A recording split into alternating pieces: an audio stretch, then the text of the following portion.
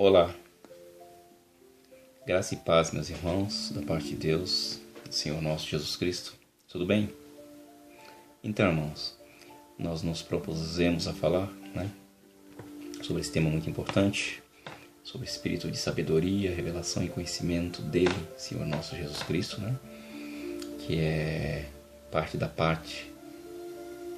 do apóstolo Paulo, da carta que ele escreve aos cristãos de Éfeso. Então, eu queria, na outra parte a gente tinha falado, da importância, desse conhecimento, qual que é a proposta que Paulo escreve, então das 3 orações que Paulo faz, mas é interessante a gente focar em 2 orações, que ele faz nesse capítulo 1 que a gente vai falar hoje, e aí depois no outro vídeo a gente dando encerramento talvez esse assunto, a gente já nós terminamos de falar um pouco mais da segunda oração, mas em suma o que eu entendo dessas 2 orações, inicial e depois tem a oração final que ele vai pedir, que é pra gente tomar a palavra em oração, mas isso já está no capítulo 6, já no final do capítulo 6, Então, nós observando ainda nesse capítulo 1, que agora, então, decidi que nós vamos fazer assim, fazer vídeos mais curtos, um pouco mais direto, e para fazer mais vídeos, porque às vezes a gente prolonga nos vídeos, se delonga muito e não é muito interessante, as pessoas talvez não suportam assim vídeos muito longos, e talvez não seja frutuoso, vamos tentar assim vídeos um pouco mais curtos. Então nesse primeiro capítulo, a gente observando as 2 partes, que no capítulo 3 Paulo vai dar mais, ele vai abranger mais esse assunto. Então ele fala que a proposta, da oração dele de orar para que os santos tivessem espírito de sabedoria e revelação no pleno conhecimento dele, para que fosse iluminado, os olhos do coração, para que eles soubessem, a esperança da vocação, deles, e depois ele fala, continuando, dentro desse assunto que estamos dizendo, de que relacionamento nosso com ele e depois relacionamento nosso com a igreja, e porque na epístola de Efésios, aos Efésios, Paulo ele tem essa proposta, do relacionamento nosso com o Senhor, nós com a igreja, a igreja com a sociedade, e depois nós temos, a guerra, de despojar os principados e potestades, das regiões celestiais, Então eu quero tocar nessa experiência, aí depois na continuação, a partir do versículo 20, que ele vai falar aqui, para fazê-lo cabeça sobre todas as coisas, os deu a igreja, e sujeitou todas as coisas debaixo dos seus pés, Então, essa necessidade de nós conhecermos o Senhor, visa nós conhecermos de verdade, Não é o conhecimento que temos quando aceitamos o Senhor, quando nós nos principiamos ali na fé, Oséias 6, acho que verso 3, diz assim, conheçamos e prossigamos em conhecer o Senhor, como a aurora, como a luz da aurora será a sua saída, parece que é assim. E eu quero citar aqui 2 passagens que está no Salmo 119, Paulo diz assim, Davi, o salmista fala, desvenda os meus olhos, e faz-me conhecer as riquezas que há na tua lei. No caso, a lei, as escrituras, a palavra, e a tua Torá, que era a escritura de então, porque estava sendo escrito os salmos, estava sendo escritos os profetas, O período dos profetas escrito vem depois, E Aí,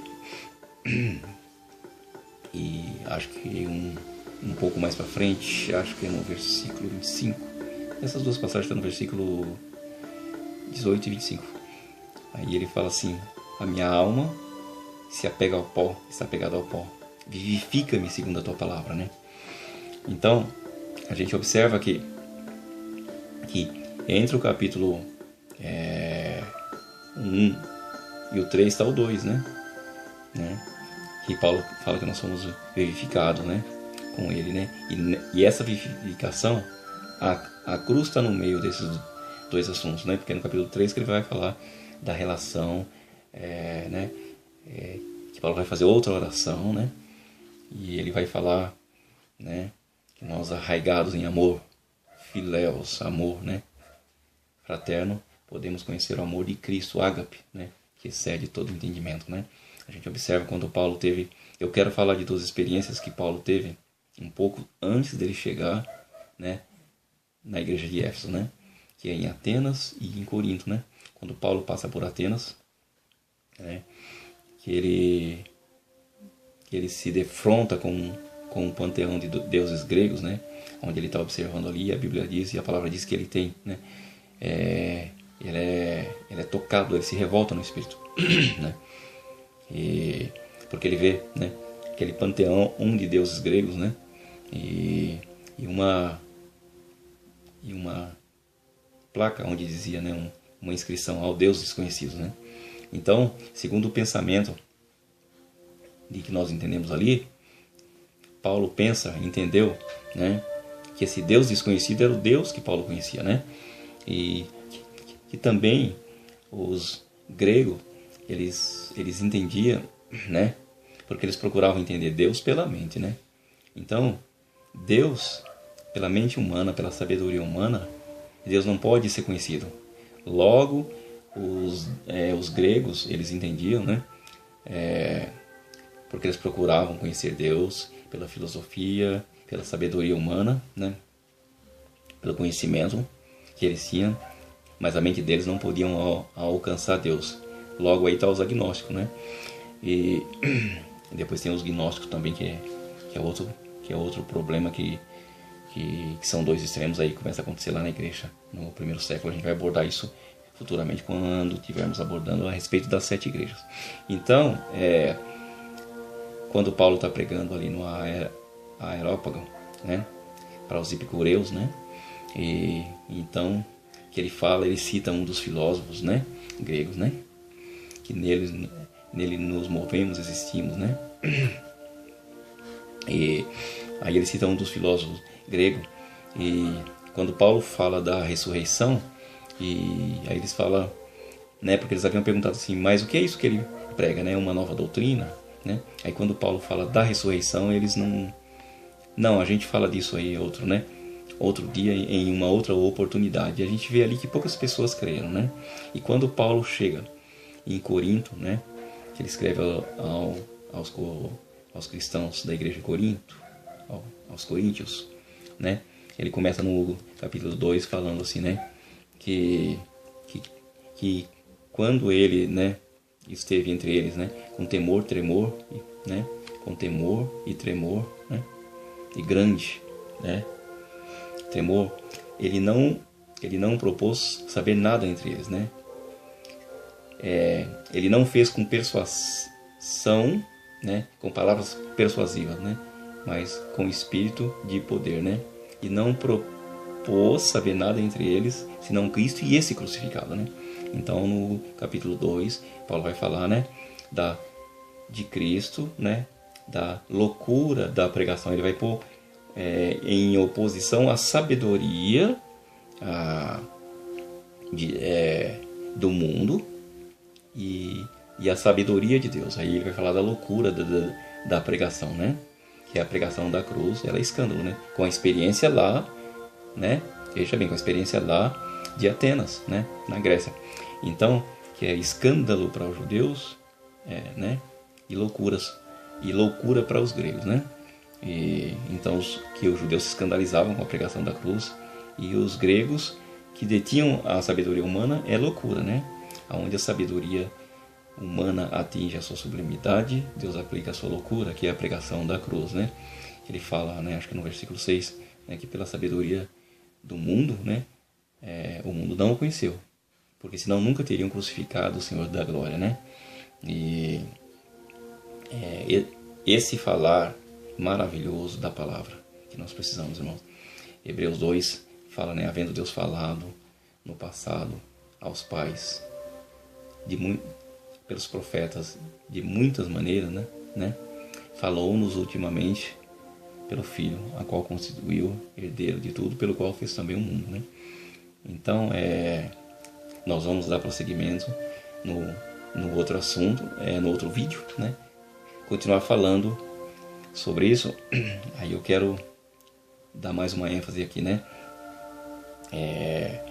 Que nós devemos conhecer o Senhor de fato, como Ele é, né? Através das Escrituras, da Palavra e através da vida pelo Espírito, né?